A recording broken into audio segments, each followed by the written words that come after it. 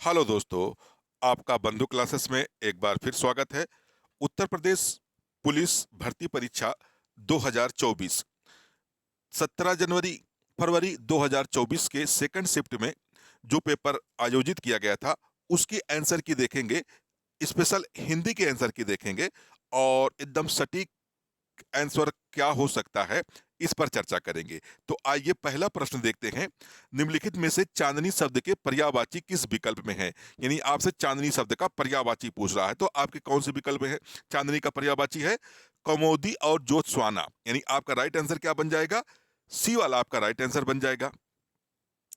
अगला प्रश्न है, निम्नलिखित में से किस वाक्यांश के लिए दिया गया शब्द सुसंगत है? यानी सुसंगत की बात कर रहा है। आदि से अंत तक, अधोपांत, ये क्या शब्द है? यही सुसंगत दिया है, यानी आपका राइट आंसर क्या बन जाएगा? डी वाला आपका राइट आंसर बन जाएगा। आइए अगला प्रश्न देखते हैं।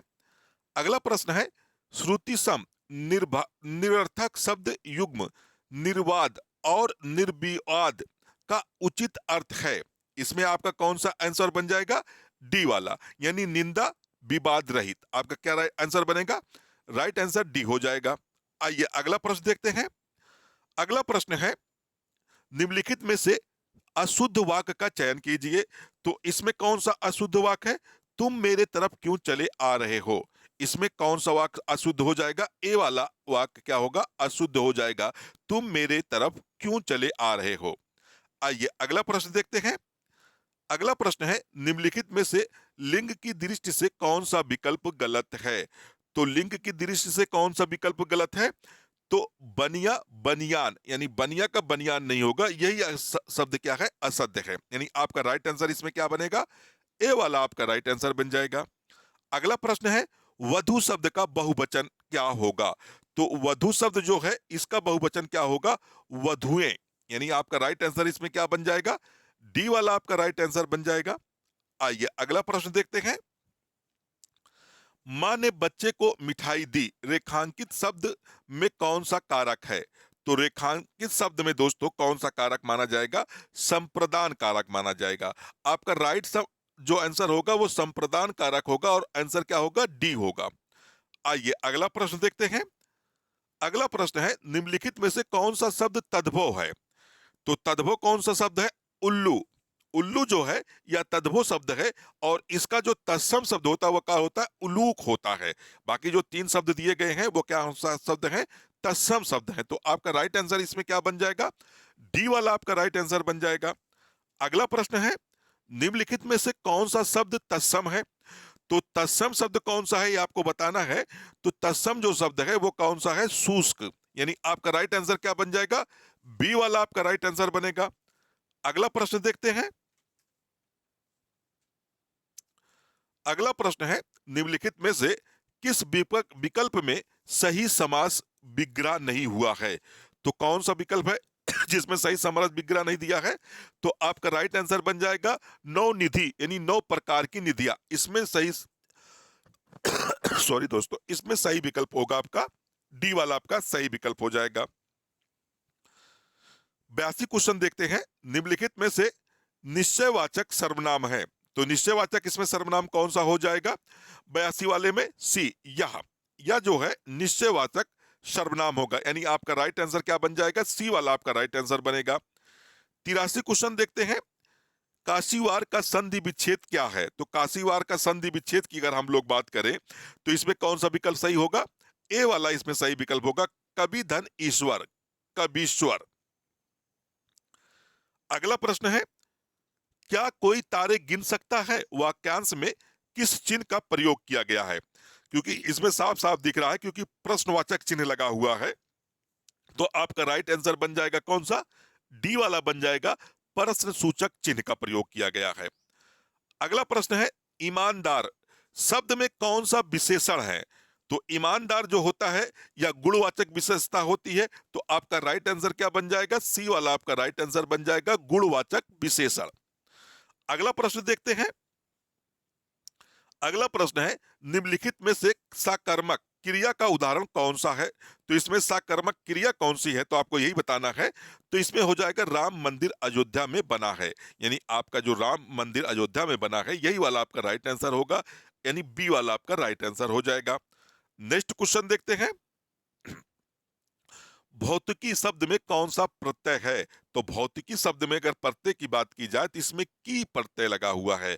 आपका राइट आंसर क्या होगा? बी वाला होगा। अगला प्रश्न है, निराभिमान शब्द में कौन सा उपसर्ग है? तो निराभिमान में कौन सा उपसर्ग की बात कर रहा है? तो निर शब्द का इस्तेमाल किया गया है। कौन सा दोस्तों होगा? डी वाला आपका राइट आंसर होगा, निर। अगला प्रश्न देखते हैं। अगला प्रश्न है, कान पर जू ना रेंगना मुहावरे का अर्थ होगा।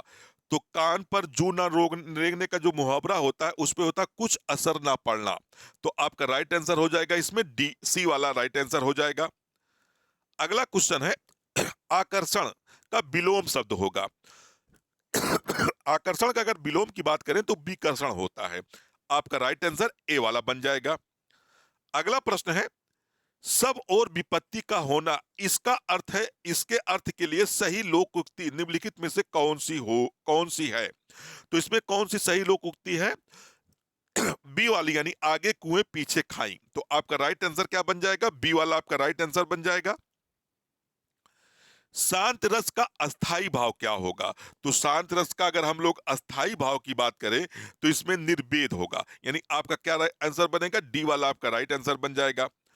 अगला प्रश्न है, शिल्पगत आधार पर दोहे से उल्टा छंद है। तो दोहे से जो उल्टा छंद है या कौन सा हो जाएगा? सोरठा।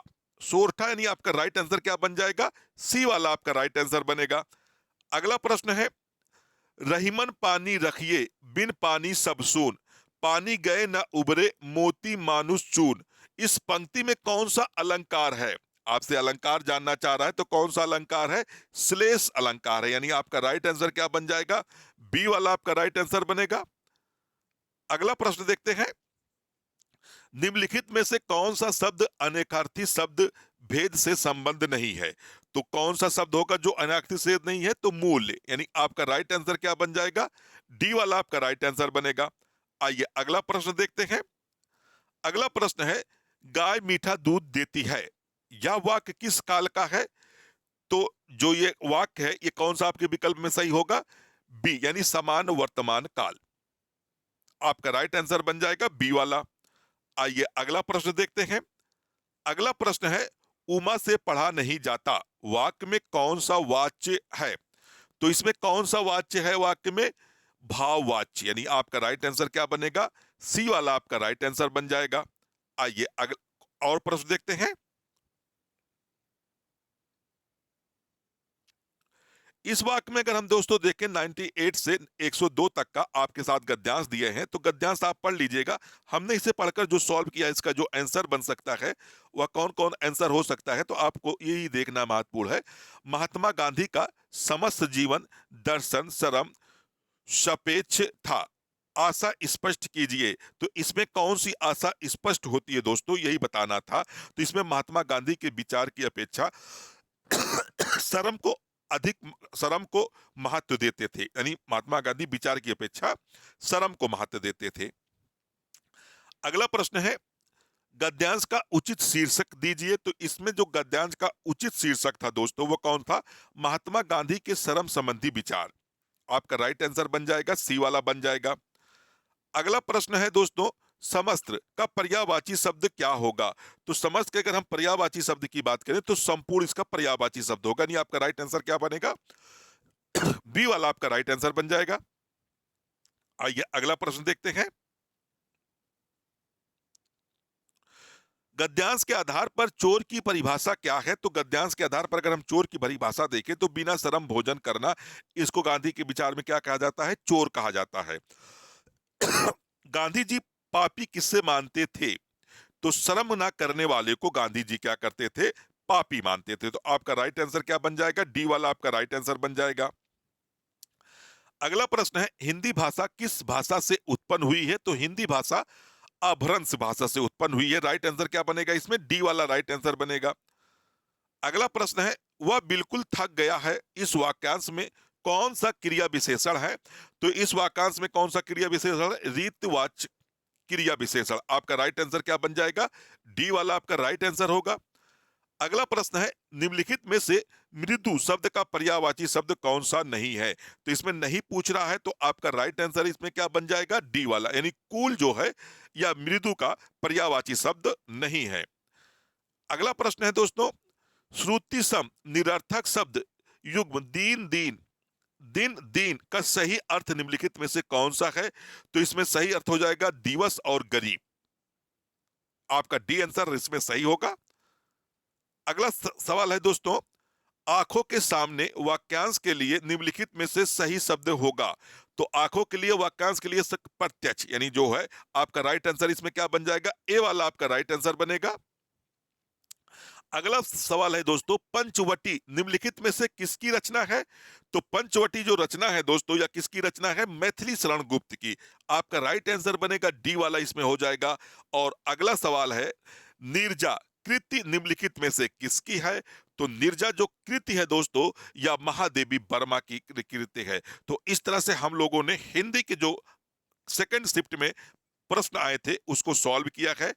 आज हम लोग देखेंगे दोस्तों जो 18 तारीख के फर्स्ट सेकेंड शिफ्ट में पेपर पूछे जाएंगे, उसके सबसे सटीक विश्लेषण का हम लोग एनालाइज करेंगे। तो जब तक के लिए धन्यवाद दोस्तों, देखते रहिए और आराम से जाकर पेपर करिएगा। और पेपर का विश्लेषण करना अति आवश्यक होता है दोस्तों, इसलिए सॉल्यूशन के देखने के साथ साथ पेपर कैसे बन रहा उस टॉपिक पर विशेष ध्यान देना है। फिर मिलते हैं 12 बजे के बाद। जब तक के लिए धन्यवाद। जय हिंद दोस्तों।